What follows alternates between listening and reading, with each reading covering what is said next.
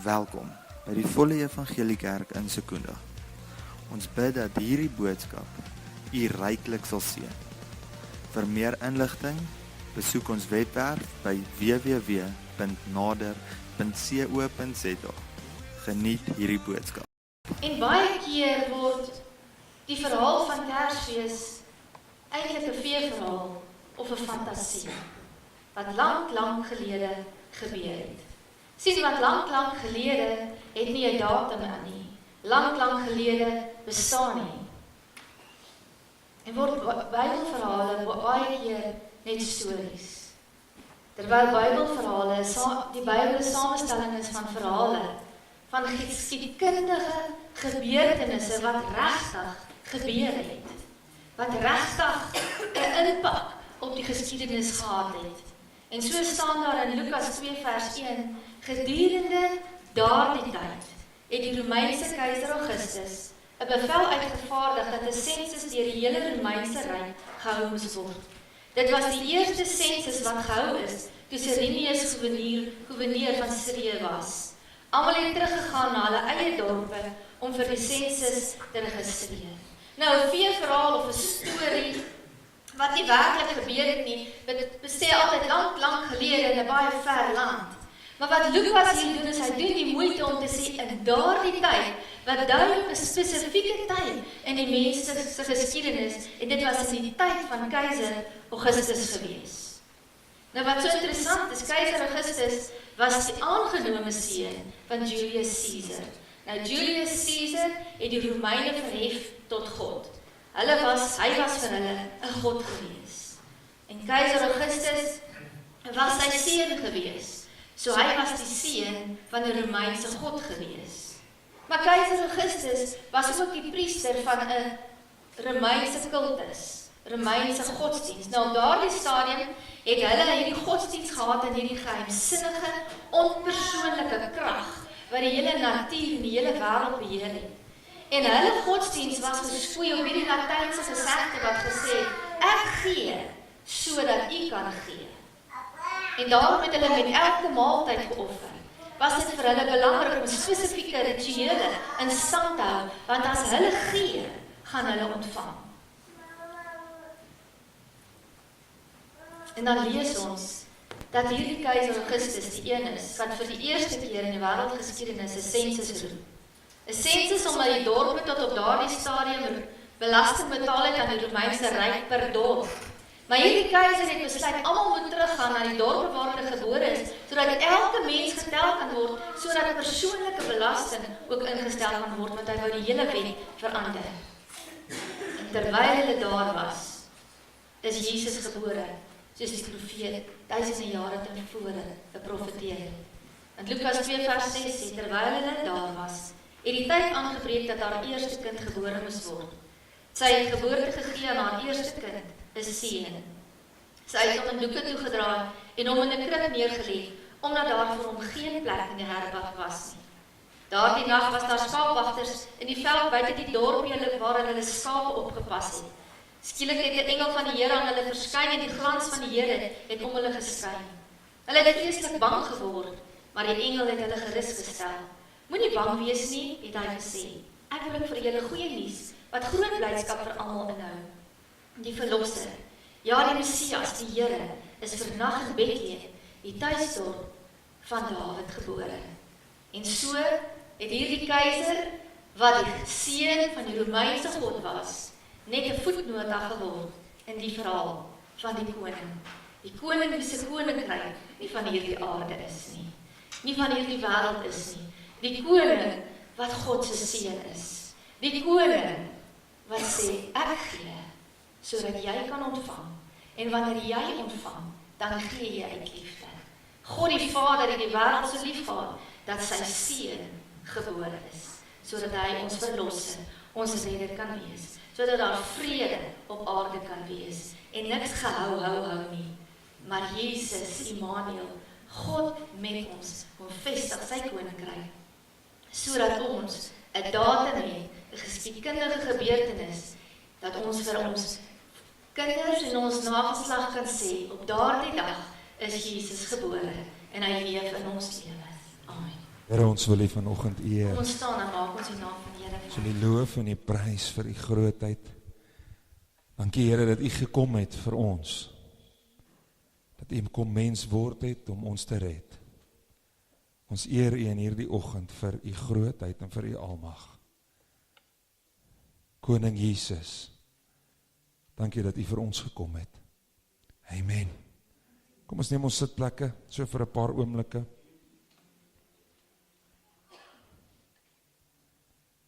En dis hoekom ons Kersfees vier. Omdat hy gekom het. Omdat hy, wat God self was, gekom het om vir my en vir jou te kom sterf. En hierdie is nie, soos wat pastoor Delie net nou gesê het, hierdie is nie 'n eendag lank gelede wat daar iets baie mooi gebeur, wat 'n baie mooi waarheid vir ons het nie, of 'n mooi lesie vir ons leer nie. Eendag het daar iets regtig gebeur. God het mens geword.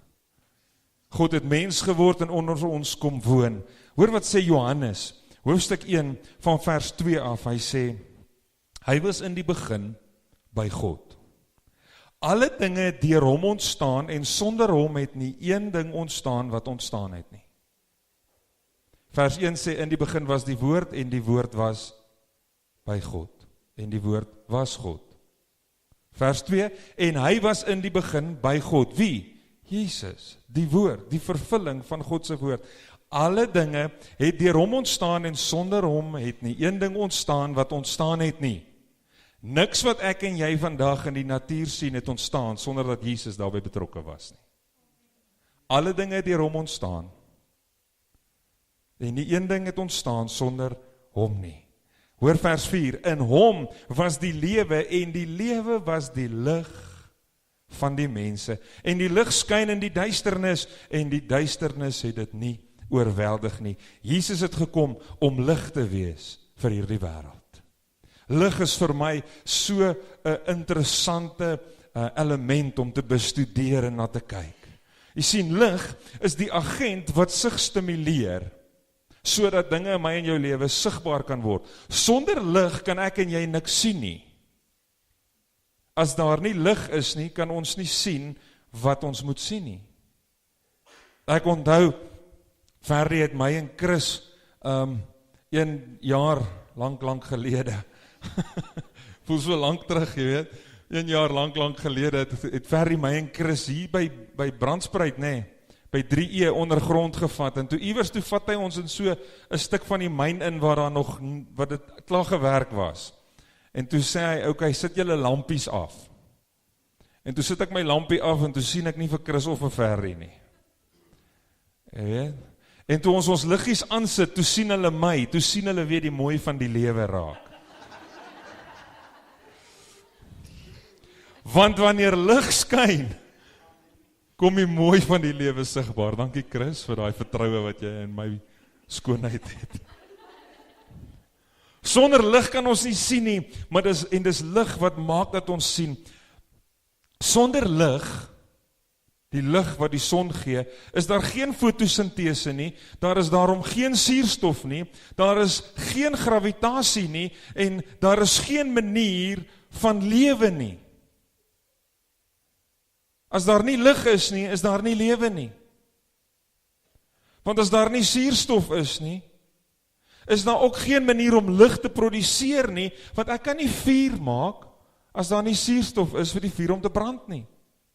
So lig is so 'n belangrike element. Sonder lig is daar geen lewe nie. En dis hoekom hierdie versie sê, in hom was die lewe en die lig, dit was die lig van die mense.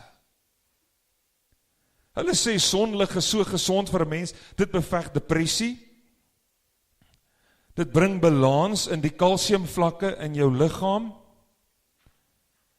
wat gesonde bene en tande veroorsaak. Lig is een van die dinge wat steeds die wetenskap fascineer. Sodra hulle dink hulle het als oor lig uitgevind, leer hulle nog iets. Wanneer ek aan lig dink, dan dink ek dadelik aan die effek wat lig het, of die tekort daarvan, wanneer ek foto's probeer neem. Nou, ek weet nie wie van julle het al in die donker sonder 'n flash iets probeer afneem nie. Want of het blur, of jy kan glad nie sien nie. Nou ek het 2 prentjies gemaak, ene het ek nou maar gedokter, dis hoe dit min of meer sal lyk as daar nie genoeg lig is om iets af te neem nie. En die volgende een wys vir ons, hoe lyk dit as ons lig bysit? Sien, daar kom lewe, daar kom mooi.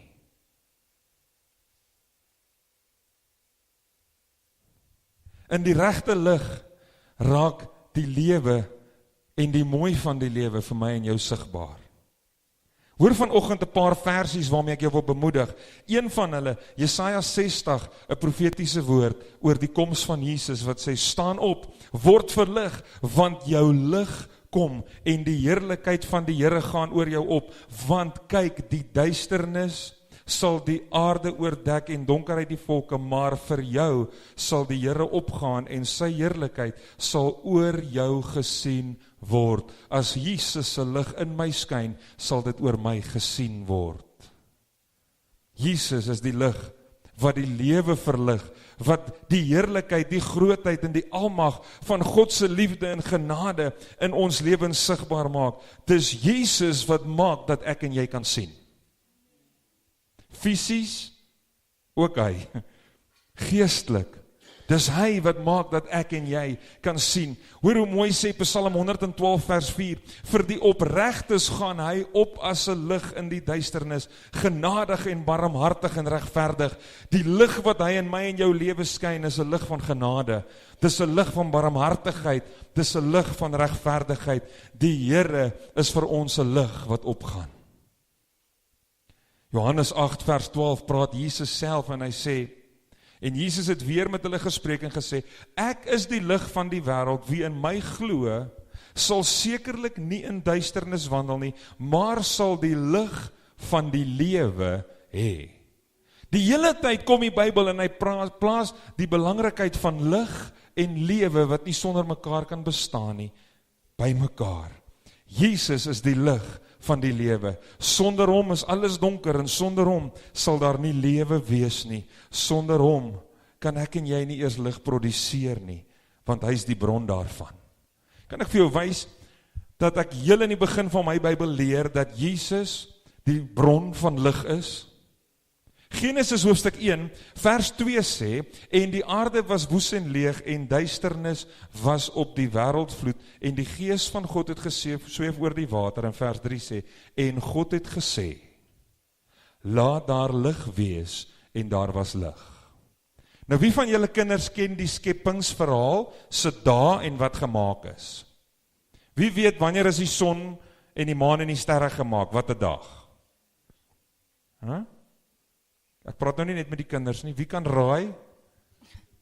4de dag. 4de dag. Op die 4de dag is die son en die maan en die sterre gemaak, maar op die 1ste dag het God gesê, laat daar lig wees. Ek wil vir jou sê, enige plek waar God opdaag, is daar lig. Want hy is die oorsprong daarvan. Hy is die een wat lig bring.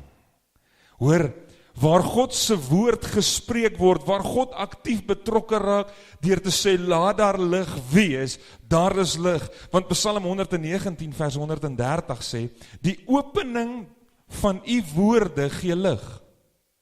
Wanneer God praat, kom daar lig. Dit maak eenvoudiges verstandig. Ek en jy verstaan wat Jesus vir ons kom doen het, omdat hy die lig aansit in my en jou lewe.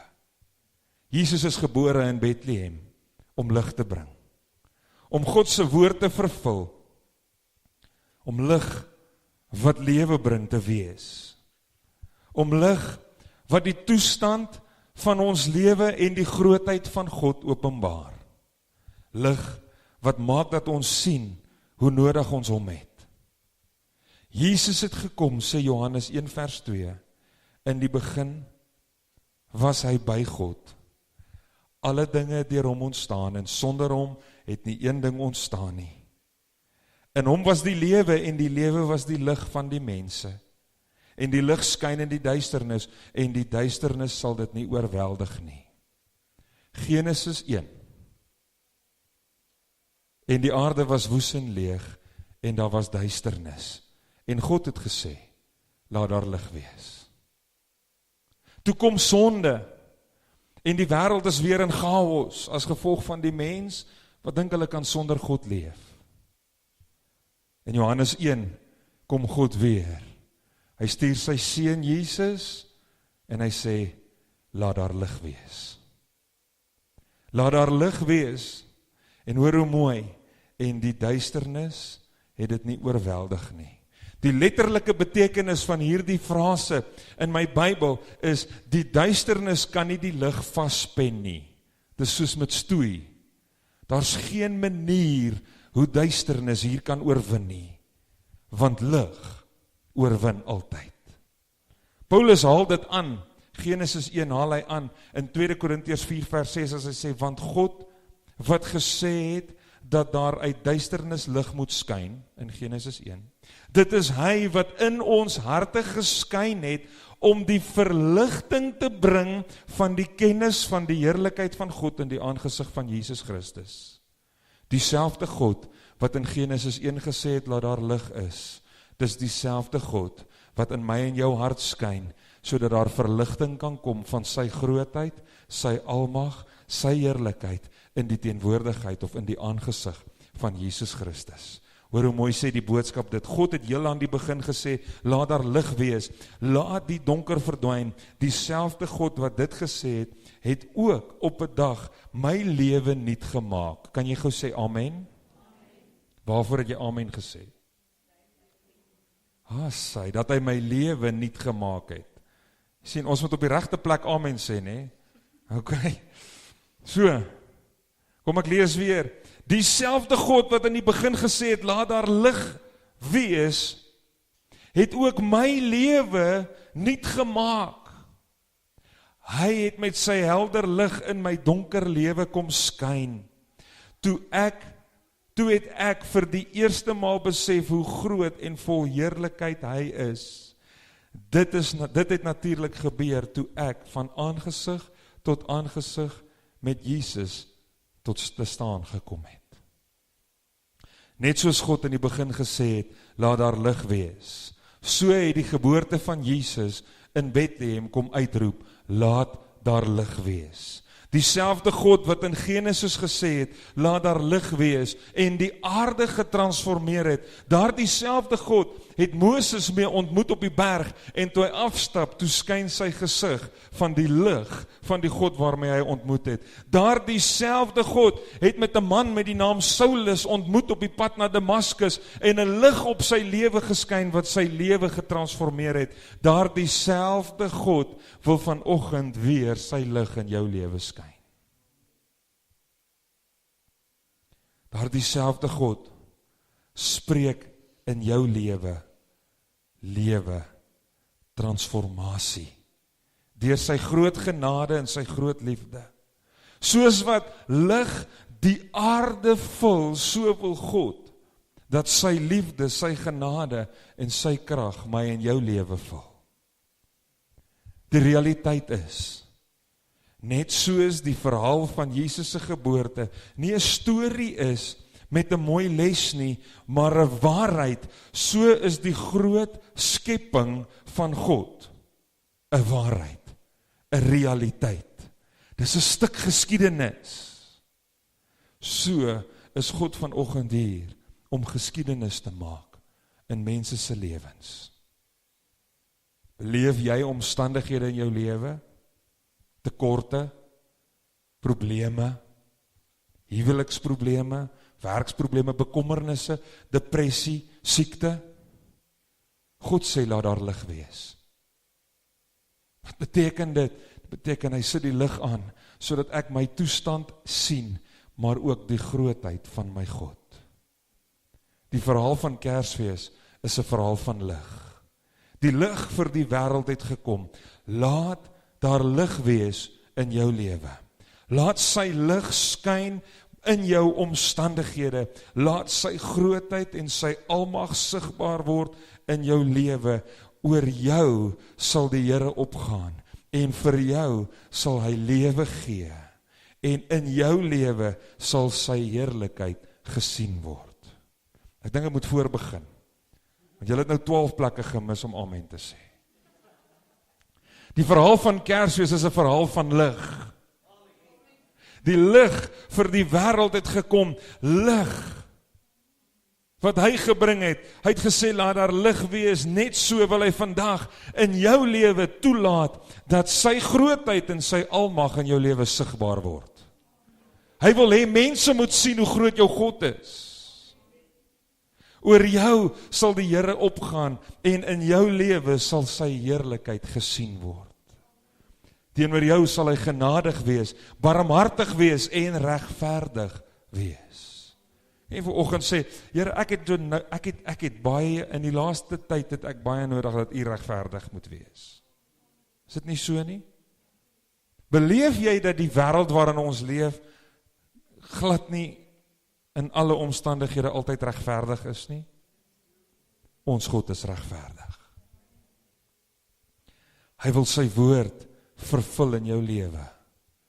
Hy wil daardie woord wat hy oor jou uitgespreek het, daardie belofte wat hy oor jou gehad het, daardie belofte wat hy oor jou gesê het, hy wil dit in vervulling sien. Vanoggend wil ek jou uitnooi. Laat die lig van Jesus in jou lewe skyn.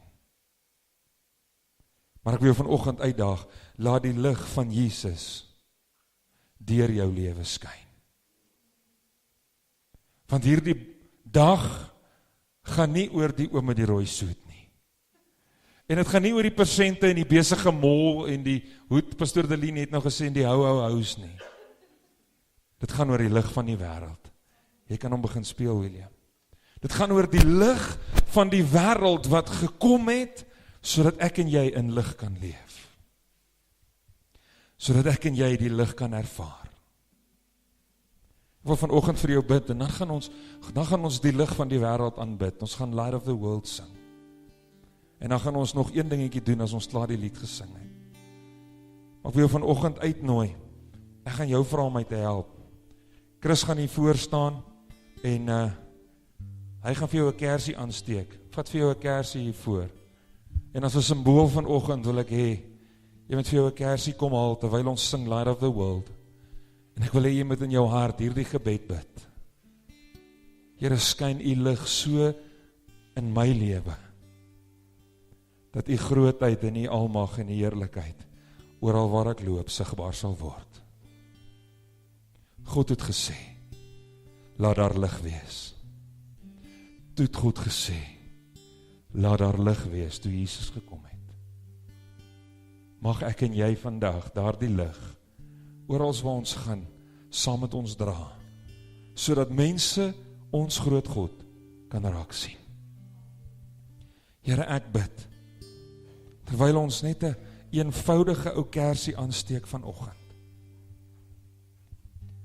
en elke een vir hulle self hier voor 'n kersie kom haal, en Here, al gaan die kersie dalk dood met die terugstap dan na die bank toe, wil ek vanoggend kom bid, dat U die lig aansit in mense se lewens. Dankie Here, dat U vanoggend in mense wat siekte omstandighede in hulle lewe ervaar, lig spreek, lewe spreek, transformasie bring.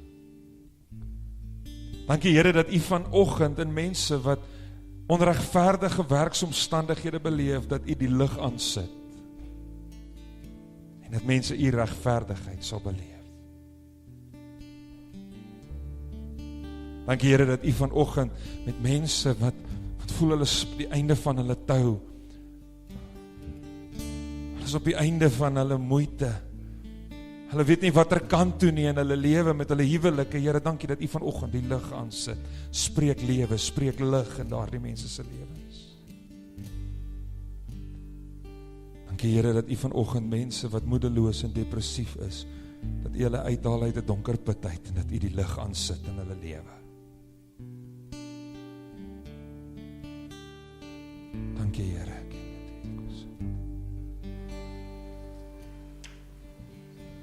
Dankie Here Jesus.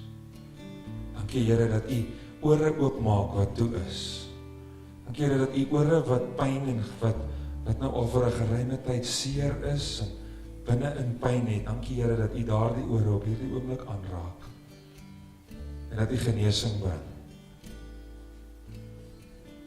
kere dat U lig skyn.